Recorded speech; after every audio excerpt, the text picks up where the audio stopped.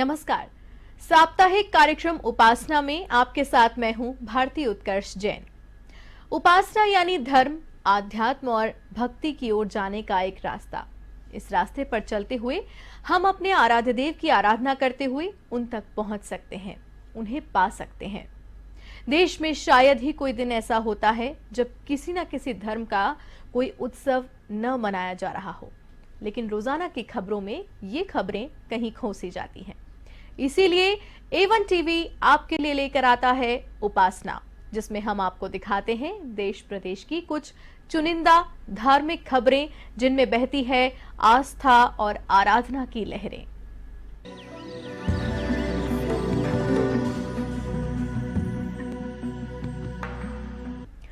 तो आइए शुरू करते हैं उपासना और देखते हैं भक्ति तरंग, जिसमें होगी हर धर्म, हर मजहब से जुड़ी खबरें।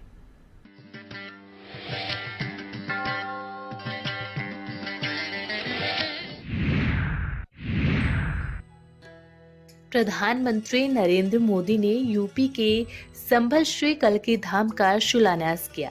पीएम मोदी ने गर्भगृह से बाहर आने के बाद कल्की धाम के प्रस्तावित मॉडल का लोकार्पण भी किया। इसके बाद पीएम मोदी का कल्की धाम के संतों ने स्वागत किया। इस दौरान मुख्यमंत्री योगी आदित्यनाथ और कल्की पीठाधीश्वर आचार्य प्रमोद कृष्णम ने स्वागत भाषण दिया। कई एकड़ में फैला ये विशाल धाम कई मायनों में विशिष्ट होने वाला है। ये एक ऐसा मंदिर होगा जिसमें 10 गर्भगृह होंगे और भगवान के सभी 10 अवतारों को विराजमान किया जाएगा। जन जन आस्था का केंद्र गुर्जर समाज के आराध्य देव की तपोस्थली देवधाम जोधपुरिया भगवान श्री देव नारायण का लक्खी मेला अब परवान चढ़ने लगा है। मेले में देश के कोने कोने से श्रद्धालुओं का पहुंचने का सिलसिला जारी है। श्रद्धालुओं ने भगवान देव नारायण के दर्शन कर देश प्रदेश में खुशहाली समृद्धि की कामना की। मंदिर ट्रस्ट अध्यक्ष फूलचंद लांगड़ी ने बताया, मेले में भामाशाह प्रतिभा सम्मान सांस्कृतिक कार्यक्रम के बाद भोपा जी द्वारा देव गाथा पर नृत्य करते हुए कांसे की थाली देव दर्शन करवाया। कांसे की थाली में देव दर्शन करने के लिए देश के कोने कोने से बड़ी संख्या में श्रद्धालु पहुंचे। मासी नदी के तट पर बना यह देव नारायण जी का मंदिर 350 साल पुराना है। इस मंदिर की खासियत है कि सभी धर्मों के लोग इसमें आते हैं। मंदिर में अखंड ज्योति जलती रहती है। मान्यता है कि घी को आंखों में लगाने से आंखों की ज्योति बढ़ती है। मंदिर में रोजाना 4 बार आरती होती है।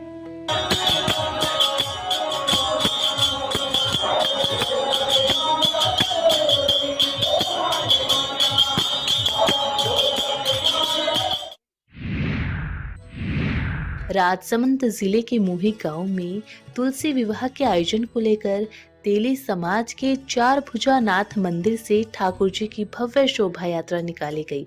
शोभा यात्रा गाजे बाजे के साथ 4 भुजा नाथ मंदिर से रवाना हुई। शोभा यात्रा में श्रद्धालु अपने हाथों में भगवा ध्वज लिए 4 भुजा नाथ के जयकारे लगाते हुए चल रहे थे।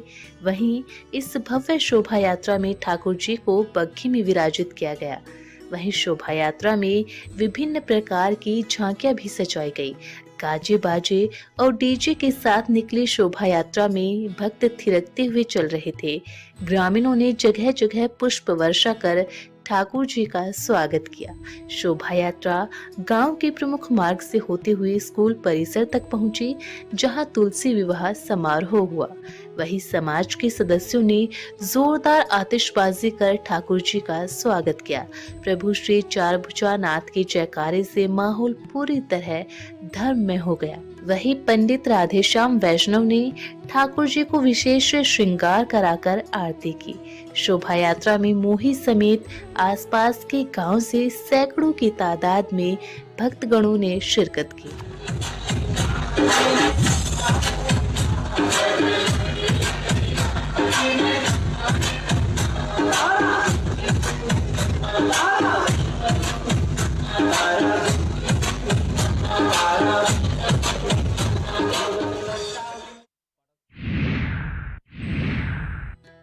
सीसवाली में नारायण विकास समिति प्रजापति समाज ने यादें मां की जयंती पर विशाल शोभा यात्रा निकाली।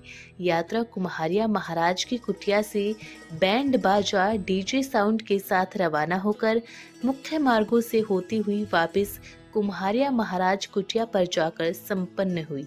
शोभा यात्रा का जगह जगह पर पुष्प वर्षा से भव्य स्वागत किया गया।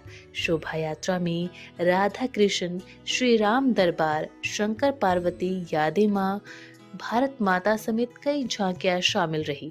शोभा यात्रा में प्रजापति समाज की हजारों महिला और युवा रंग बिरंगी पोशाक और केसरिया पगड़ी पहने हुए चल रहे थे।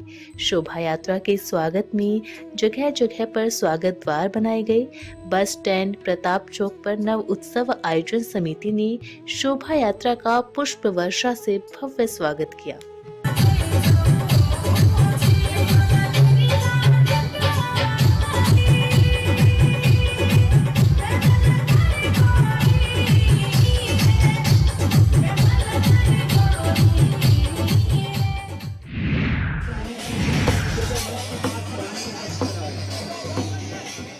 लूणी क्षेत्र के धवा में आंजना पटेल व सिथार समाज द्वारा नवनिर्मित ठाकुर जी मंदिर का 2 दिवसीय प्राण प्रतिष्ठा महोत्सव का समापन हुआ।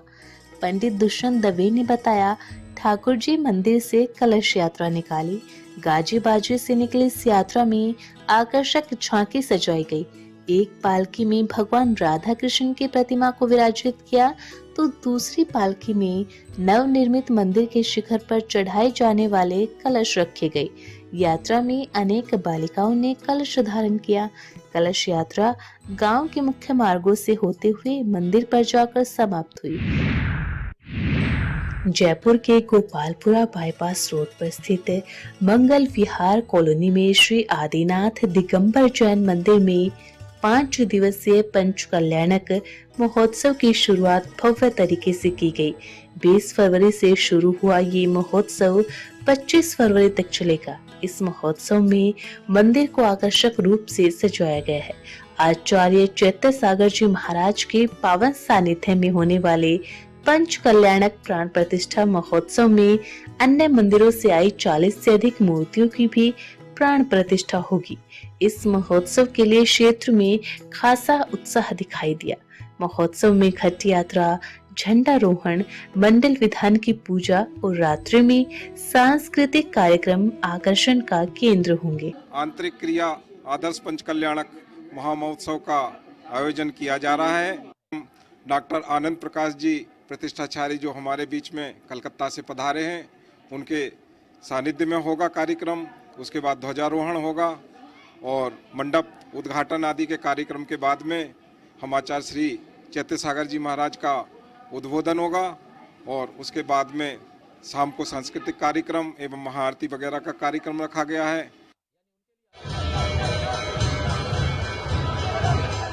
सांचौर के बाबूलाल ताराचंद बुरट ने सांसारिक जीवन को त्याग कर संयम पथ अंगीकार करने का फैसला लिया है। जैनाचार्य श्रेयांश सुरेश्वर महाराज और साधु साध्वियों की मौजूदगी में गाजे बाजे के साथ दीक्षार्थी बाबू भाई का वर्षीदान वरघोड़ा निकाला गया। वरघोड़ा सांचौर शहर के मंडप स्थल से रवाना होकर हाडेचा रोड से होते हुए गोड़ी जी मंदिर पहुंचा। वरघोड़े के दौरान सजे धजे हाथी, घोड़े, ऊंट और रथ पर दीक्षार्थी बाबूलाल ने विभिन्न सांसारिक वस्तुओं और पैसों का दान किया। इस दौरान महिलाओं ने भक्तिमय मंगल गीतों का गान किया तो वहीं बैंड की धुनों पर युवा नाचते गाते नजर आए। वहीं जयकारों से पूरा वातावरण अध्यात्म के रंग में सराबोर नजर आया। हमारे भिवाई साहब बाबूलाल जी ताराचंद जी बुजुर्ग का भव्य वर्षीदान वरघोड़ा मतलब शुरू हुआ है। 3000 के करीब लोग मतलब देश विदेश से यहाँ पे आए हुए हैं और इन्होंने संसार त्यागने का जो अद्भुत अविस्मृत निर्णय लिया है, उसकी हम पूरा सांचौर समाज जितनी अनुमोदना करे वो कम है। हमारे कुल में टोटली तीसरी दीक्षा होने जा रही है। ये बाबू भाई जो दीक्षा लेने जा रहे हैं, इनका जो नेचर था, इनका जो स्वभाव था, उसको देखकर कोई नहीं कह सकता बचपन में उनका इस तरह का नेचर था।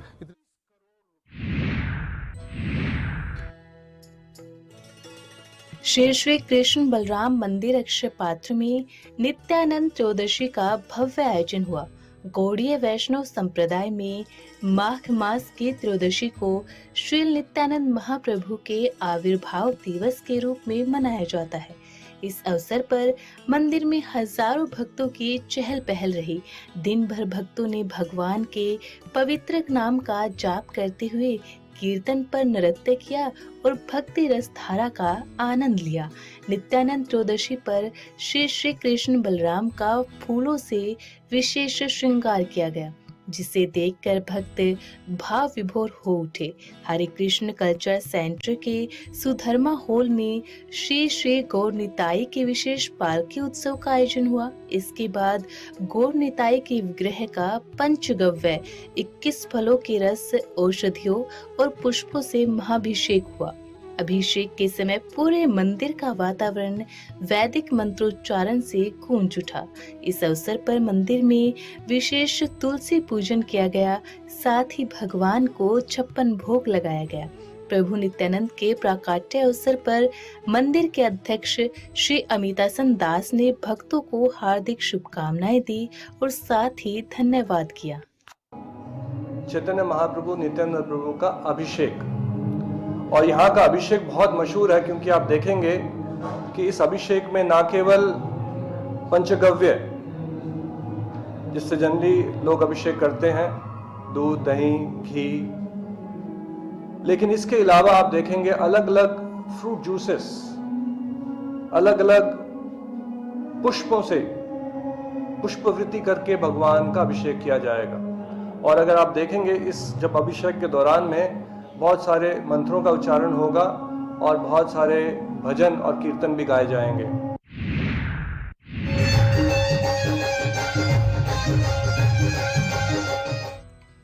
मोदी परिवार और श्याम परिवार सेवा समिति नावा के तत्वावधान में तुलसी विवाह और एकादशी का उद्यापन किया गया।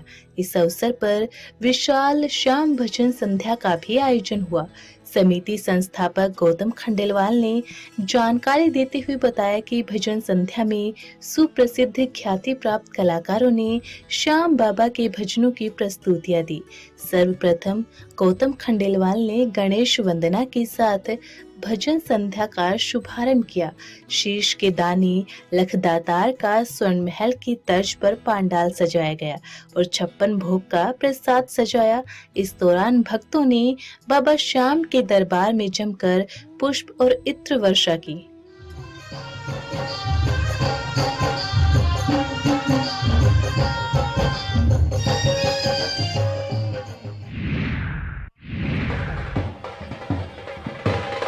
जंगलेश्वर महादेव मंदिर में कथा के आयोजन को लेकर कलश यात्रा निकाली गई।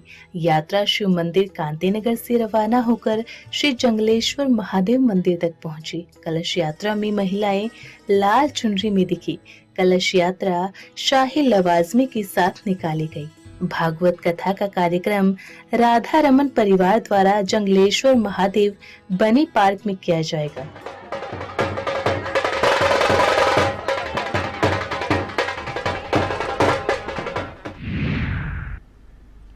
उपासना में अभी लेते हैं एक अल्प विराम। वापस आएंगे तो आपको बताएंगे गलता तीर्थ के विषय में।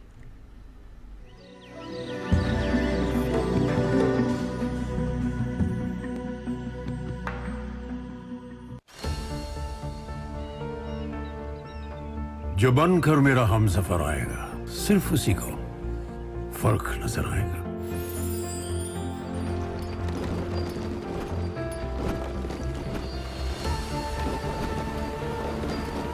साल, बरस और सदी नहीं, एक युग गुजर जाएगा। उम्र न पूछो वंडर की, जब फर्क नजर आएगा। वंडर सीमेंट, फर्क नजर आएगा।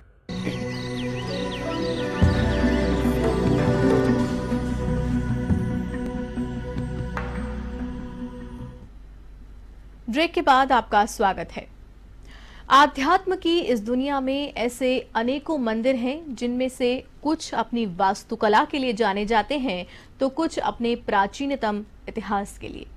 लेकिन आज हम आपको एक ऐसे मंदिर के दर्शन कराएंगे जो इन दोनों विशेषताओं के लिए जाना जाता है। हम बात कर रहे हैं जयपुर के गलता तीर्थ की। गलता जी मंदिर में गालव ऋषि के साथ साथ भगवान विष्णु, भगवान ब्रह्मा और भगवान शिव पार्वती भी विराजित हैं। तो वहीं अलग अलग स्वरूपों में शालिग्राम भी मौजूद हैं। तो चलिए आपको दर्शन कराते हैं गलता तीर्थ के।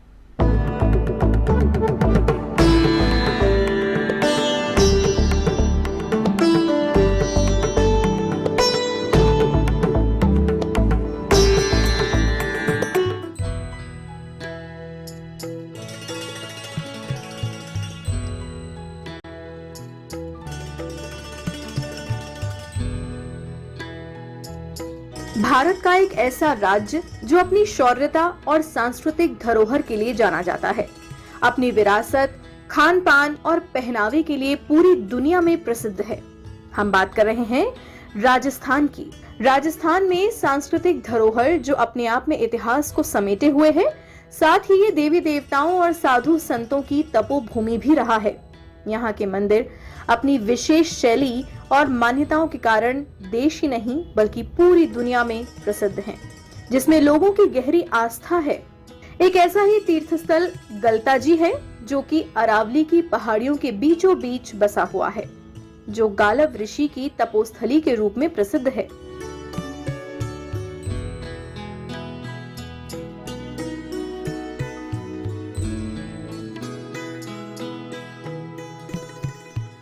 भारत में तीर्थ स्थलों की कमी नहीं है। भारत देश एक ऐसा देश है जहां पर बहुत सारे मंदिर आपको ऐसे मिल जाएंगे जहां जो अपनी मान्यताओं के लिए, विशेषताओं के लिए प्रसिद्ध है। सैकड़ों लोग दर्शन करने के लिए आते हैं मंदिरों में, ना केवल अपने देश से बल्कि विदेशों से भी। जो सैलानी है, विदेशी सैलानी, वो भी मंदिरों में दर्शन करने के लिए आते हैं। और राजस्थान राज्य है, भारत का एक राज्य है जो अपनी सांस्कृतिक विरासत और अपने मंदिरों के लिए न केवल देश में बल्कि पूरी दुनिया में विख्यात है। और आज हम जयपुर से करीब 13 किलोमीटर दूर अरावली पहाड़ियों के बीच में खड़े हैं और यहाँ पर हम गलता जी मंदिर में, गलता जी परिसर के अंदर अभी हम खड़े हैं, जो कि गालव ऋषि के नाम से प्रसिद्ध है। और गालव ऋषि कौन है ये भी हम आपको बता देते हैं। गालव ऋषि ने करीब 100 साल इसी जगह पर तप किया था और उसके बाद जो सवाई जयसिंह द्वितीय की जो दरबारी थे दीवान राव कृपाराम, उन्होंने 18वीं शताब्दी के अंदर गलता ऋषि के नाम से गलता मंदिर का निर्माण करवाया था। आगे की आप मान्यता बताएं, क्या विशेषताएं है इस मंदिर की, हम आगे बताएंगे, लेकिन उससे पहले आपको गलता ऋषि के दर्शन करवाते हैं।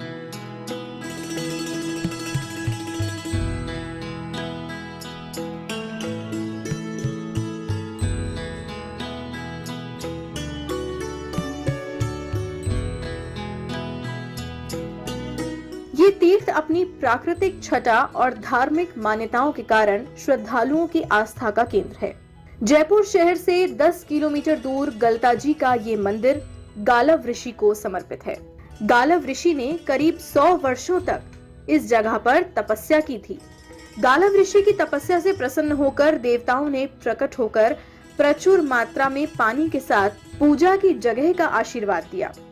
महान ऋषि के सम्मान में इस मंदिर का निर्माण दीवान राव कृपाराम द्वारा करवाया गया, जो कि राजपूत शासक सवाई जयसिंह के सलाहकार भी थे। गलता जी सतयुगीन स्थान है और गालव ऋषि जो ब्रह्मा जी के पौत्र हुए, गलू के पुत्र हुए, उन्होंने यहाँ पर 60,000 वर्ष तपस्या की थी और वो मानसी गंगा का स्नान करने जाते थे तो गंगा जी उनसे प्रसन्न हुई थी, फिर यहाँ प्रकट हुई। तो यहाँ से अनवरत तब से निरंतर गंगा जी का प्रवाह होता है और यहाँ 7 कुंड हैं, तो लोग यहाँ आते हैं, स्नान करते हैं। और यहाँ पर इस मान्यता से आते हैं कि जो कार्तिक पूर्णिमा है उस दिन ब्रह्मा विष्णु महेश तीनों स्नान करने आते हैं, तो उस दिन विशेष भीड़ रहती है। इसके अलावा अमावस्या है, पूर्णिमा है, शादी एकादशियाँ हैं, कार्तिक का माह है, सावन का माह है, मकर संक्रांति है, तो पर्व के दिनों में यहाँ विशेष भीड़ रहती है। तो पुरानी परंपरा चली आ रही है।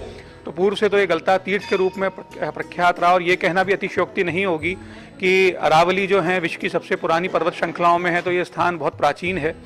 और यहाँ पर 520 वर्ष पूर्व कृष्णदास जी महाराज आए थे और उन्होंने यहाँ बैठ के धूना लगाया था, तपस्या की थी। उस समय आमेर था, जयपुर नहीं था। तो आमेर के जो महाराजा थे उस समय पृथ्वीराज सिंह जी, वो उनके शिष्य बने थे। गलता जी मंदिर को एक और नाम दिया गया है, वो है मंकी टेम्पल, यानी कि वानरों का मंदिर। और मेरे पीछे भी आप देख पा रहे होंगे कि बंदर मौजूद है। और जब आपने बंदर के दर्शन किए हैं तो हम आपको अब भगवान हनुमान के भी दर्शन करा देते हैं। और कहा जाता है ना कि राम ना मिलेंगे हनुमान के बिना और हनुमान ना मिलेंगे श्री राम के बिना। तो अगर हनुमान जी के आपने दर्शन करने हैं तो साथ में भगवान राम, माता सीता और भैया लक्ष्मण के भी दर्शन करने ही होंगे।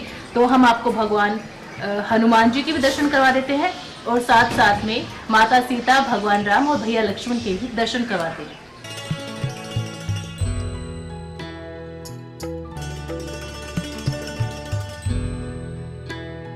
गलता जी मंदिर में गालव ऋषि के साथ साथ भगवान विष्णु, भगवान ब्रह्मा और भगवान शिव पार्वती भी विराजित हैं। तो वहीं अलग अलग स्वरूपों में शालिग्राम भी मौजूद हैं।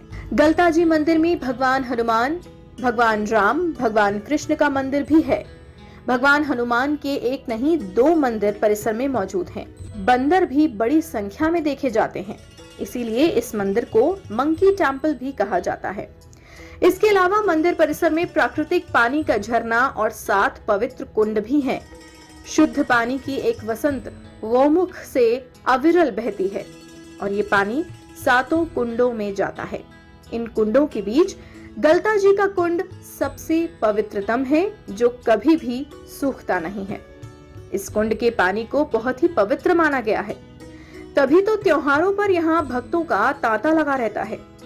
श्रावण मास में भक्त यहाँ से कावड़ में जल ले जाकर अभिषेक करते हैं, तो वहीं श्राद्ध मास में श्रद्धालु यहाँ आकर पूजन भी करते हैं और अपने पितरों की शांति के लिए प्रार्थना करते हैं। तो वहीं छठ के त्योहार पर भी लोग यहाँ आस्था की डुबकी लगाते हैं।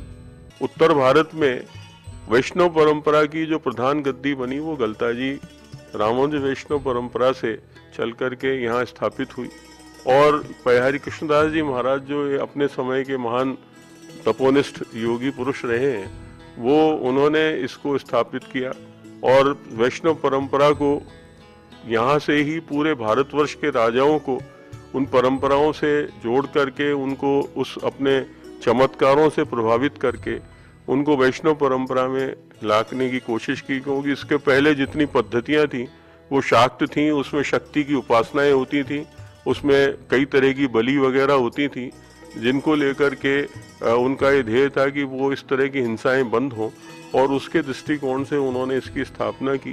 तो आज के पाकिस्तान में भी बहुत बड़ी बड़ी गद्दियां थीं जो गलता जी के अंतर्गत थीं और अभी भारतवर्ष में अनेक स्थानों पर गलता जी से अंतर्गत बहुत सारे स्थान हैं जो जुड़े हुए हैं।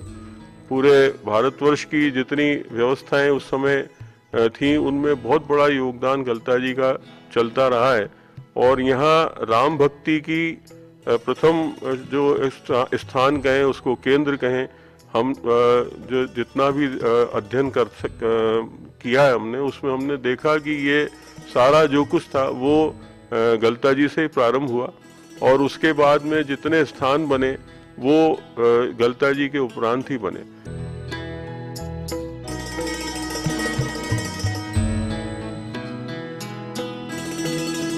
गलता तीर्थ में भगवान सूर्य का प्राचीन मंदिर भी बना हुआ है, जिसे दीवान कृपाराम ने पहाड़ की उच्चतम चोटी पर बनवाया, जहां से पूरा जयपुर शहर दिखता है और अक्सर लोग शाम के समय सनसेट का नजारा देखने के लिए भी इस सूर्य मंदिर में आते हैं।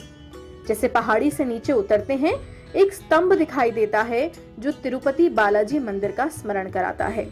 और बात की जाए श्रद्धालुओं की, तो मकर संक्रांति और छठ पूजा के लिए बड़ी संख्या में भक्तगण यहाँ पर गलता जी के दर्शन करने के लिए आते हैं। जब इस पूरे मंदिर की बनावट को देखते हैं तो किसी प्राचीनतम हवेली जैसा ये दिखता है। राजा महाराजाओं के महलों की शान शौकत दिखती है।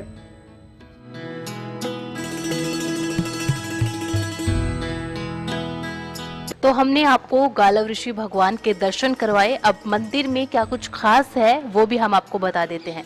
अगर आप मंदिर में ध्यान से देखोगे तो एक तरफ ब्रह्मा जी है और पूरे जयपुर के अंदर एकमात्र ब्रह्मा जी का मंदिर यही है और उनके बगल में अगर आप देखोगे तो भगवान विष्णु है और उनके बगल में गालव ऋषि भगवान जी और उन्हीं के नाम से ये मंदिर है गलता जी का मंदिर।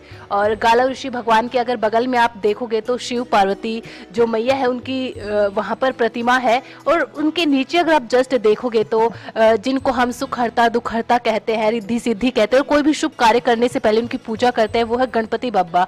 तो गणपति बप्पा भी वहाँ पर है और इसके अलावा यहाँ पर अलग अलग रूपों में शालिग्राम भी मौजूद है और ये सबसे खास बात है कि बहुत सारे रूप यहाँ यहाँ पर शालिग्राम के आपको दिख रहे होंगे और ब्रह्मा जी के भी दर्शन आप यहाँ पर कर पा रहे हैं। और एक और खास बात बताना चाहूंगी इस मंदिर की ये है कि श्री कृष्ण जी और राम जी एक ही मूर्ति के अंदर विराजमान है। चूंकि वे भगवान विष्णु के अवतार थे तो एक तरीके से आप भगवान विष्णु भी उन्हें कह सकते हैं।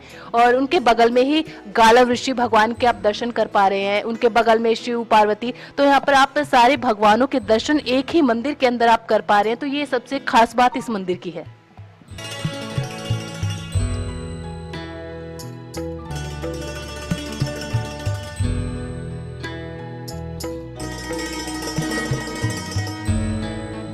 गलता जी मंदिर एक शानदार वास्तुकला का उदाहरण है और प्रकृति की छटा के साथ और भी ज्यादा आकर्षक लगता है। गलता तीर्थ का अपने अनुपम सौंदर्य और गालव ऋषि की तपोभूमि होने के कारण महत्व और भी बढ़ जाता है। तभी तो विभिन्न त्योहारों और पावन माहों में यहाँ निरंतर श्रद्धालुओं का तांता लगा रहता है और यहाँ आकर श्रद्धालु अपने मन की शांति के साथ साथ पितरों की तृप्ति का मार्ग भी प्रशस्त करते हैं। उपासना के लिए special desk A1 TV Jaipur. उपासना में अभी के लिए बस इतना ही। अगले सप्ताह हम फिर आपको लेकर जाएंगे धर्म, आध्यात्म और भक्ति की दुनिया में। तब तक के लिए उपासना की पूरी टीम के साथ मुझे दीजिए इजाजत। नमस्कार।